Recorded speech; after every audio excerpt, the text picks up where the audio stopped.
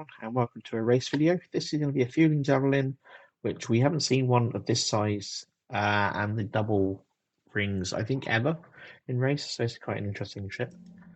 Let's get started. I've already done one run, which is fine, and then some more, and we're going to start now. So we're going to start off with getting the ion ready. I'd like to move front to back a little bit on this ship, but most of the work you actually want to do at the back first. But for some pressurization reasons, I do some work at the front first as well. You'll have seen there that I very quickly used the demo charge. It's important to try and get these actions down, so you're trying to get these done as quickly as you can. You'll see as well here I animation cancel, so that is when you hit a switch, if you press go up, or if you put the scanner on, which I've done there, you'll actually release yourself from the animation and won't be stuck to the panel. Very good trick, just gets quite a few things done. Here I'm depressurizing one room while staying in the other. I don't think I actually do everything I meant to here, because I do actually want to depressurize some of the other airlocks, which will cause you problems later in the run. So this run isn't perfect at all. But I'm trying to get as many things covered as possible. I did also remove the atmosphere regulator from the command pod, because that will just prevent it from breaking. As it's a speed run, there are things which are missed and skipped. We will not take apart all of the ship, because we're trying to get the ship taken apart as quickly as possible, and what we're looking for here is for it to be done in less than 15 minutes. 15 minutes, 15 seconds I think is the actual cutoff, but 15 minutes is a good thing to look at. Now I'm trying to get as many of these cut quickly and then push them away from the ship, while also doing some other things which will help me later. You see here I actually get all of these cut, and then I go and open the airlock to come back to it later, so I don't have to wait for it later, because I can get on with something else. Very key thing with these is you're trying to do as many things as possible, and touching things really only once if you can help it. This ship is a bit complex, so there are some things which you do, which I'm doing in this, which I'm not usually doing. Especially with the back of the ship, I'm actually going in, touching something, coming back, doing a bit more to it later. But that's due to the heaviness of the ion engines, which we'll need to take apart shortly. Get stuck there. There's an efficiency to be gained. So going in here, there is a broken atmosphere regulator on the right. I'm going to put that in the airlock so that it doesn't get broken when I have to depressurize this area. So there's me depressurizing the airlock, getting the fuel, getting the thruster there before I've detached the housing from the ship. It means it will be powered, so I can actually remove it separately. Gaining some more score there. So we're going to detach that, and then we're going to hit that there, which is going to cause depressurization, because as soon as that gets removed, there's nothing no longer holding the back of the ship on, and then we're going to remove the construction from the ship. I'm going to use the thruster as a battering ram, get the back of the ship apart. I'm going to go and take the antennae and amplifier and the ion engines all out. As we know, so we're 4 minutes in now, working on the back of the ship, getting to the point where we're kind of happy with where we're at. We're not worrying too much about time. On the salvage list, you'll see the aluminium. It's got 0 kilos. There's sometimes you can get away with ignoring aluminium rooms, but on this ship it does appear that it's really handy if you get as much aluminium as possible, and so I end up taking the entirety of the front of the ship apart instead of just dunking some of the rims. So, onto the reactor. What I'm going to do is I'm just going to try and pull it out of the back. It doesn't fit very well because there's a narrow corridor, but it's pretty good. I think here I actually had a few issues, which has caused some. It just took a little bit of time to get it to start working its way out. We got there eventually.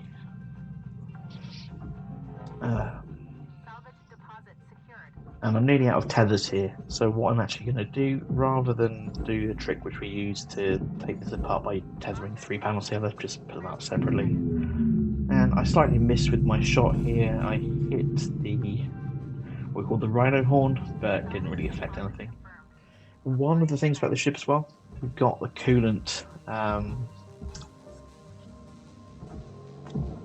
work order, as they used to be called. Which requires you to take the 3 coolant cans out of the ECU. Sometimes they try and fly away. I've lost a couple of them to that, which has been very, very frustrating. Cut that apart. You want to get the housing into the processor. It's worth quite a lot, so don't miss out on that. And there's that broken atmosphere regulator that we got rid of earlier. Now here, you can actually make some savings or some additional money because the rods are worth more than the aluminium they're attached to. And seeing as I'm going to be taking apart the front of the ship, cut those off and send them into the bin. Here, I'm just confused. I haven't actually skipped to the bottom. This happens occasionally. You think you're already a bit further than you are, and things don't work right. I see I'm cutting off the bottom of these 2 again, and just trying to get them sent together. Put the rest of it into the furnace, where aluminium goes. It's all good. Now we're gonna just chop this apart. The aluminium bits in the middle going to go into the furnace, and then the aluminium and nanocarbon. When the nanocarbon is worth more. Oh, tethers. I'm out. I also know I'm not going to be done within 10 minutes, so I'm going to refill my oxygen here. So I only have to come 1 trip to the master jack. So you'll see here I'm just pre-tethering. This actually just helps a little bit because you know as soon as it starts moving that it's definitely disconnected, so you can just ignore it from then on.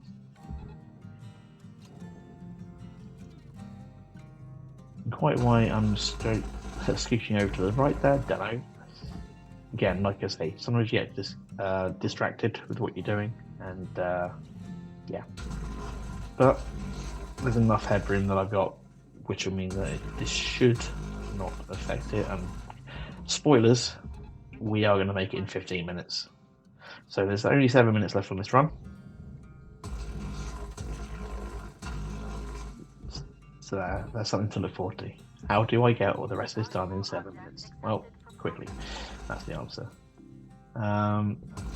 There is one thing that you've noticed when I was doing the first section of this ship, the rear, when I took out the iron ring section, and that's that I used some tethers on a very large piece of I know what happened there. I repressurized that section when I didn't mean to. It was the force of habit. Here I was like, oh, let's take apart. Oh, no, now it's just... it's not come apart. I get frustrated and I just put it into the furnace. I just can't be bothered.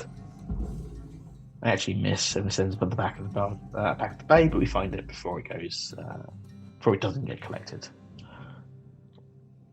So, around a piece of aluminium. Gotta love that. Picking up that. That's depressurizing now, but it's got nothing that's going to break in there. We've lost 340,000, which, to be honest, I don't care about. I know that I'm going to be destroying some bits because I'm not taking apart everything. I'm not taking apart enough. One of the tasks of us is the fuses, so you do need to pick them up. And I try to do all of the cut points whilst I'm doing that, so that, again, doing multiple things at the same time to try and save yourself time. At this point, I'm like, I need to go outside and start things moving. We've got 5 minutes left until that key point of that 15 minutes. So, I'm going to pop out this airlock, pop out the nanocarbon, and then we're going to start using tethers on this cage section, which is lighter than the rest of that section, but because of the foibles of Shipbreaker, it will move what it's attached to, making our life a lot easier in that way. Now, one of the biggest parts we've got left to do here is actually removing the aluminium from this nanocarbon ring. It's not simple. You have to detach the airlocks from where they are and get everything out that way. It has to come off not the way that I just pushed it in the video. So you'll see here I go like, I need to take off this. It's pretty quick, doesn't take too long. And once it's done, that nanocarbon ring will be able to come off. At which point I start slicing things apart. Oh, and here is what I talked about earlier on, where I was going to depressurize this airlock, and I didn't, which caused this to happen. And you're like, how are we going to stop this swimming? If you grab something in Shipbreaker, it actually tends to prevent it from swimming anymore. And now you'll see that this nanocarbon ring just comes off, and we can just tether it to the processor. So I'm going to cut off this piece of aluminium here, giving me access to the inside of this room. I thought I was going to have to cut it again, but apparently I didn't have to, so that was easy. So then I'm just going to start hoovering out all of the nice juicy gubbins inside. I'm going to do the same on the other end because it's just easier, and I don't actually know where one of the atmosphere regulators has gone, so I have probably lost the value there. So that's about 150k. Because it was a working one. There was always going to be optimizations. This is just the third run that I did on this, and I'm not going to try and improve from here. It's this run is how I'm happy with it. I'm putting that into the processor because of the bit of nanocarbon on there. The pipes I want out as well. But like I say, we've got like 2 minutes left. This is the only thing that we now need to do. The computer does do a bit of a interesting thing there, but it didn't break. Battery there. Like I say, this is just on cleanup. I keep on looking in there thinking, is that the atmosphere regulator? And it isn't. Each time. I don't know what I'm taking out of this table. It goes in the furnace. It's all going in the furnace, but I'm just looking for any items that are left before this all goes into the furnace. Just got this cockpit at the front to take apart, and you'll see some interesting doors there. That's just something about doors in games. They are never, ever simple. They're always a trick.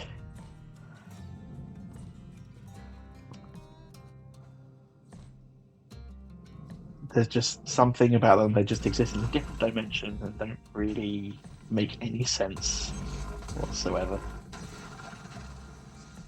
Just doing some tricks here just to get these items out, particularly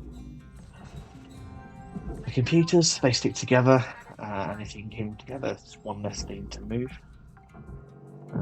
Just a couple of monitors and this nanocarbon left to go. I don't get the poster there, it's only worth about 2k, not really worth worrying about. And then this is basically it.